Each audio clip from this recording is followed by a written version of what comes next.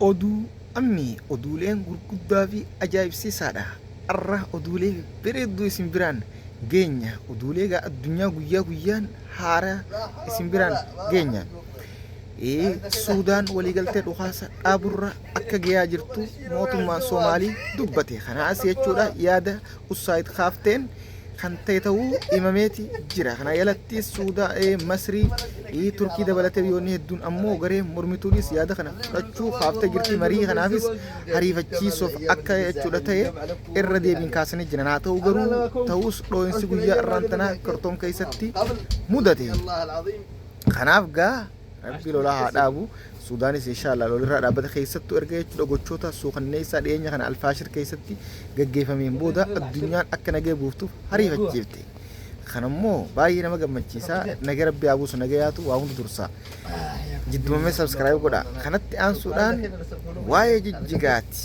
Jijjigaan akka ergisaaf Soomaaliidhaaf itti kennamte pirezidaantii yeroo sanii Oromiyaa Piroofeesar Mahamad Hassan Alii arraan tana yaadachiisuun kaasanii jiran. Kanuma hayyoonni Oromoo irraa eegaa ture. Waan nama gammachiisudha. Yeroo sanitti jechuudha qubsuma mootummaa naannoo Somaaliitti godee akka hin mijanne ta'uudhaan jechuudha ergisaaf akka jechuudha irraa kaanee fi kanammoo siyaasa kana fayyadamuudhaaf wayyaaneen yaadi. Kana fayyadamtee akka jechuudha Somaaliidhaaf naannoo gootee murteessite haase.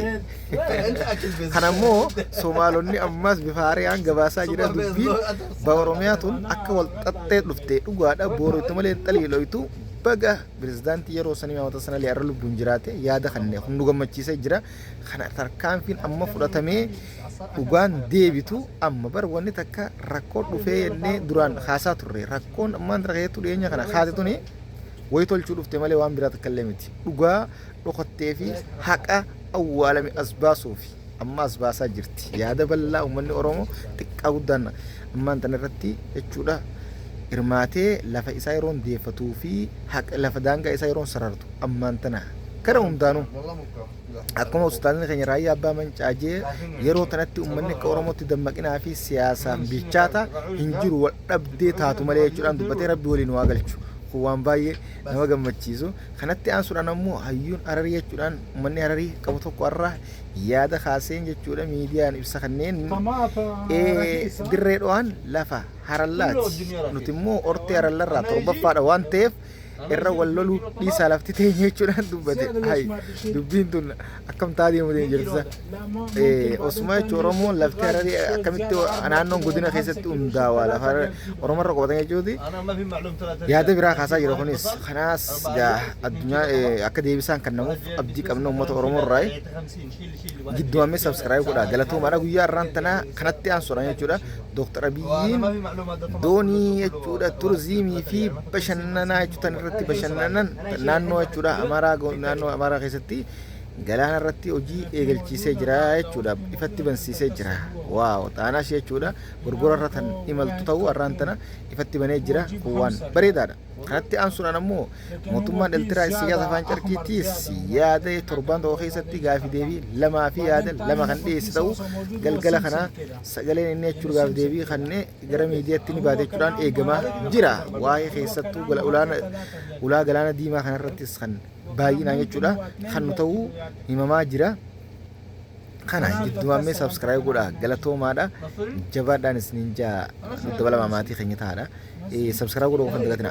Kanatti aansuudhaan wal dorgommiin dubartoota idil addunyaa Taayilaanditti gaggeeffamu jirtu irratti dubartiin Palestaayin bakka bu'uudhaan irratti hirmaattee jirti. Asirratti hamilee fi cimina qabduun akkanatti yalisaa jirti akka dorgommiidhaan injifattu abdii qabna inshaallah. Waan nama gammachiisudha. Kanatti aansuudhaan Israa'el guyyaa irraan tanaa aleellaa haaraa jechuudha Yoonas Yohaannis jechuudha kibba Gaazatti bantee jechuudhaan waliigaltee Hamaasii wajjin goote cabsite jechuudhaan galgala kana yeroo ammaan tanaa kanatti miidiyaan gabaasaa jira. Israa'el silaa harkaan gadi hin teessu isii Iiraan walitti haasu yookaan addunyaa irratti waliigaltee jechuudha ifatti waan mallattaa'eef dhugaa itti himu qabdi jechuudha Israa'el kana. Ammoo murteessaan jechuudha erga pirezidaantii yookaan kaantibaan Niiwuork qabate bara dhufu walgahii idil addunyaa tan addunyaa irratti hirmaachuun isaatu shakkiidha. Kana hundaafuu jechuudha jala bu'amee kan gabaafamu ta'aadha jechuudha.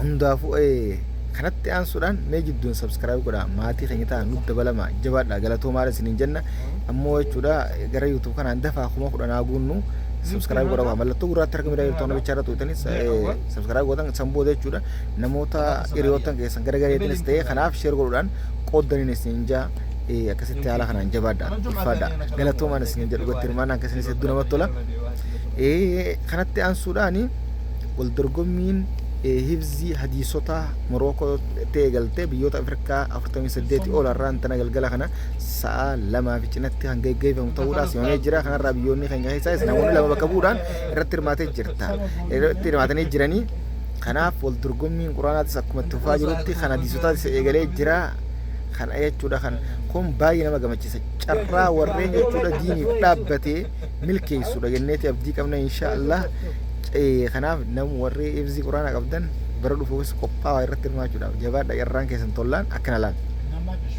hedduu nama gammachiisa kanatti aansuudhaan Suudiin bara dhufu bara haaraa amma eegalamuu deemu kan 2026 kana irratti jechuudha fiizaa turizimii fi daldalaa jechuudha biyyoota ja'a wajjin wal qabsiifte ifatti irraan tanaas irra deebiidhaan beeksistee jirti biyyoonni ja'an Dubaay, Baareen, Oomaan, Qatar, Saudi Arabiyaa fi Kuwait biyyoota ja'an kana fiizaa tokkichaan akka imalamu kanammoo yaada Awurooppaa irratti hindooyteeti Awurooppaa keessa kan gaggeessite jechuudha simamee jira ammoo waliigalteen kun waggaa 5 kan itti ta'u beesanii jiranii jechuudha golfi irratti waggaa 5 keessatti jechuudha milkiin fiizaa tokkoon jechuudha biyyoota 6 daawwachuu yookaan keessa deemuu akka tokkotti ilaalamtee deemuu kuni milkaa'inaan jechuudha isaaniif galii guddaa galche taanaan itti ta'uudhaas ifatti beesaniiti jiran waaw nama gammachiisa kanammoo jiraattota lammiilee biyyoota ja'an kanaa qofa moo lammiilee idil addunyaa guutuudha moo jiraattota asii kana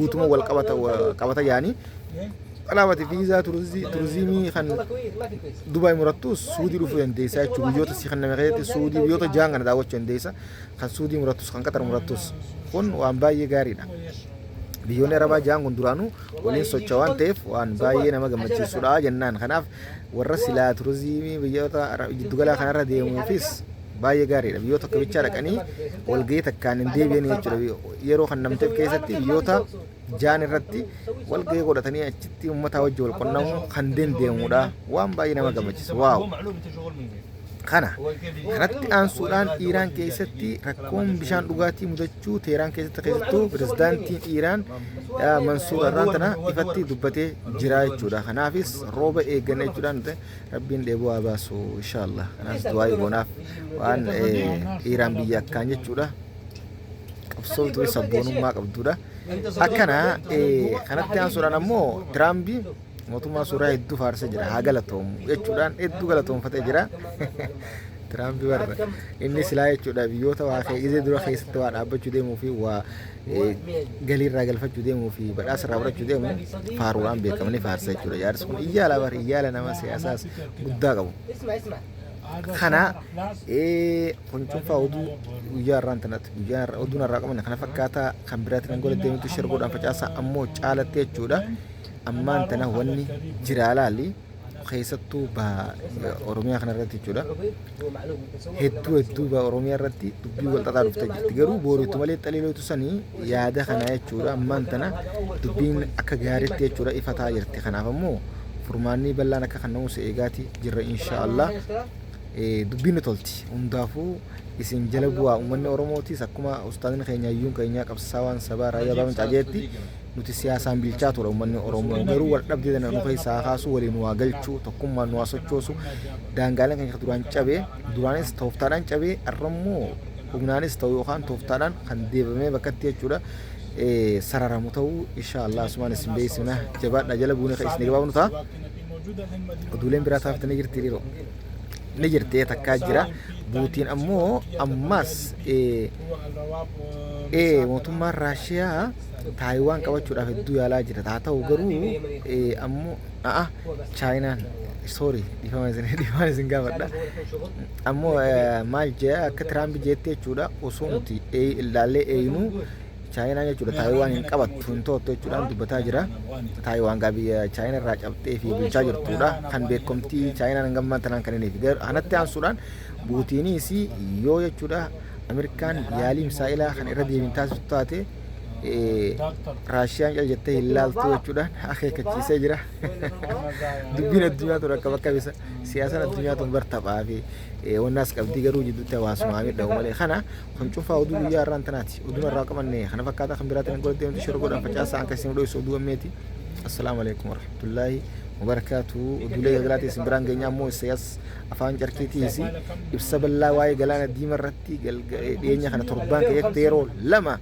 خنّي مقرا ميدياتين الرجل الجلك في مجدان الجماعة جرا خناس جا خن جلبوني اسمي جباه نطها لولي أجود أماس جرا أفارين إيجالي خن بيتي خست إيجالي خن موتي الليفين والكابدو كتير الليف بنتين ويا رانتنا ليلا موتوما فدرالا ليلا دوروني نورت راوته جودان يكون دالي قلانا جودا نجينيا تجراي رانتنا إفتي بيبيزي تيمتي جرا أتاو غرو خنا بمو موتوما فدرالا إبسطة كوهان كنّي سنجرو بيبيزي نانجا يالتي إنر جنّي ديوسار موتوما فدرالا خنّي سنجرو دروني دوغار راوته garuuga lolarra akka qusatee field marshal biraanu juula waan lolarra isaaniif qusachiisaa jiruu fi TPLF kana jechuudha irra deddeebiin akka akeekkachiisa dheengaddaa'u hundeeffama jechuudha waraana waggaa meeqaffaa Tigraay irratti jechuudha ibsee jira waan ta'eef ammoo jechuudha lolli dheengaddaa farka isa gaggeeffame kun wanna taanaan shakkiin qabu jechuudha leellaa diroonii duraanis